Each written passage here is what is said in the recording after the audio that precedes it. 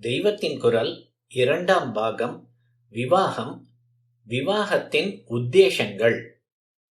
பிரம்மச்சரிய ஆசிரமத்தில் வேதங்களை ஒருவன் கிரகித்து விடுகிறான். அப்புறம் தியரியை பிராக்டிக்கல் ஆக்க வேண்டும். வேதத்தில் சொன்ன கர்மாக்களை, யஜ்ஞங்களை பண்ண வேண்டும். அதற்கு தன்னோடு பிரிக்க முடியாத சொத்தாக ஒரு துணையை சேர்த்து கொள்ள வேண்டும். இவனுடைய வீட்டில் சமையல் முதலான காரியங்கள் நடப்பதற்கும் இவனுடைய இந்திரிய சுகத்தை பூர்த்தி பண்ணுவதற்காகவும் மட்டும் ஏற்பட்டவள் அல்ல பத்தினி என்பவள். தர்ம பத்தினி, யஜ்ஞ பத்தினி என்று அவளுக்கு பெயர். இவன் செய்யும் தர்மத்தை கூட இருந்து உற்சாகப்படுத்தி நடத்த வேண்டியவள் அவள். யஜ்ஞத்தில் இவன் கூட நிற்க வேண்டியவள். இப்படியாக தேவசக்திகளை லோகத்துக்கு அனுகூலம் பண்ணி தருகிற கர்மாக்களுக்கு அவள் பக்க பலமாய் இருக்கிறாள். இவனுக்கு சமையல்காரியாக, இவனுக்கு ஷரீர சௌக்கியம் கொடுக்கிறவளாக இருக்கிற போதும் கூட அதிலேயே லோகக்ஷேமத்தை செய்கிறவள் அவள். எப்படி என்றால், இவன் வீட்டு சமையல் இவனுக்கு மட்டும் இல்லை, ஆதித்யம் வைஸ்வதேவம் என்பதாக தினமும் அதிதிக்கும் தீனர்களுக்கும் பிராணிகளுக்கும் கிரகஸ்தன் அன்னம் போட வேண்டும். அதற்கும் தான் அவள் சமைப்பது. இவளுக்கு பிரஜை உண்டாவதும் தாம்பத்திய சௌக்கியத்தினால் ஏற்பட்டது என்பதோடு முடிந்து விடுவதில்லை. வேத தர்மம் என்றைக்கும் லோகத்தில் இருக்க வேண்டும் என்பதற்காக வேத தர்மத்தை அனுஷ்டிப்பதற்கே இவள் பிரஜைகளை பெற்றுத்தர வேண்டும். புத்திரோத்பத்தியை கூட இப்படி எதிர்கால தர்ம வாழ்வை உத்தேசித்த சம்ஸ்காரமாக பண்ணுவதை வேறெந்த மதத்திலும் பார்க்க முடியாது. இப்படியாக ஐஹிக இகலோக சம்பந்தம் மட்டுமின்றி ஆத்ம சம்பந்தமும் லோகக்ஷேம உத்தேசமும் கொண்டதாக இருக்கிறது நம் மதத்தில் பதி பத்னி உறவு. மற்ற மதங்களிலும் சர்ச் மாதிரியான இடத்தில் தெய்வ சாட்சியாகத்தான் விவாகம் நடக்கிறது என்றாலும் அதற்கு இத்தனை உயர்ந்த லட்சியங்கள் கொடுக்கப்படவில்லை.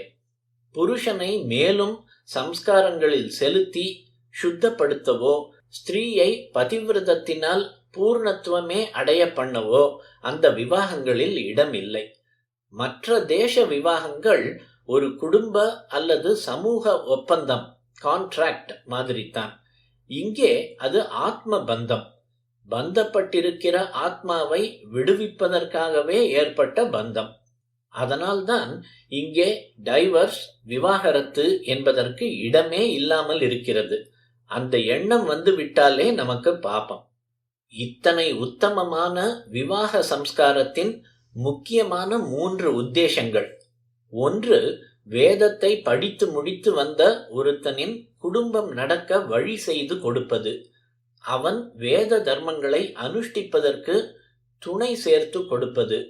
2, நல்ல சம்ஸ்காரமுடையவர்களுக்கே உத்தம தம்பதிகளாக இருந்து உன்னதமான வேத தர்மத்துக்கு எதிர்கால வாரிசுகளை உற்பத்தி செய்து தருமாறு பண்ணுவது. அதாவது வரப்போகிற காலத்தில் லோகத்தில் உயர்ந்த மனோபாவம் உள்ள ஜனங்கள் இருக்கும்படியாக ஏற்பாடு செய்வது. 3வது, ஸ்திரீகள் கடை தேர பெரிய பிடிப்பாக ஒன்றை உண்டாக்கி கொடுப்பது. பரிபக்குவம் அடையாத நிலையில்தான் புருஷன் யஜ்ஞாதி அனுஷ்டானங்களை பண்ணுவது. அவன் அப்படி செய்வதற்கு துணையாக வருகிற பத்தினியோ தன்னுடைய பாதிவிரத்தியத்தாலேயே அவனையும் விட பரிபக்குவம் அடைந்து விடும்படி நம்முடைய வைதிக தர்மம் பண்ணிவிடுகிறது.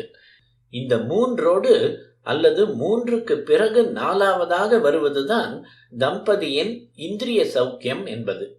முக்கியமான 3ம் எடுபட்டு போய் 4வது மட்டுமே முழுக்க பிரதானமாகிவிட்ட இன்றைய கால ஸ்திதியில் இருப்பவர்கள் நான் சொன்ன சாஸ்திரோக்தமான அந்த உத்தேசங்களை புரிந்து கொண்டால் நாம் நல்லதற்கு மாறுவதற்கு வழி பிறக்கும். அப்படி புரிந்து கொள்வதற்கு சந்திரமௌலீஸ்வரர் அனுகிரகம் செய்ய வேண்டும்.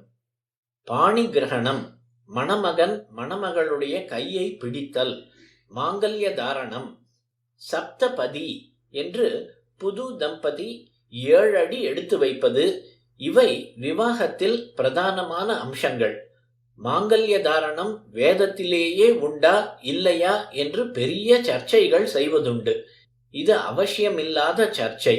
எத்தனையோ 1000 காலமாக இருந்து வந்திருக்கிற மாங்கல்ய தாரணம் அவசியம் செய்ய வேண்டியதே.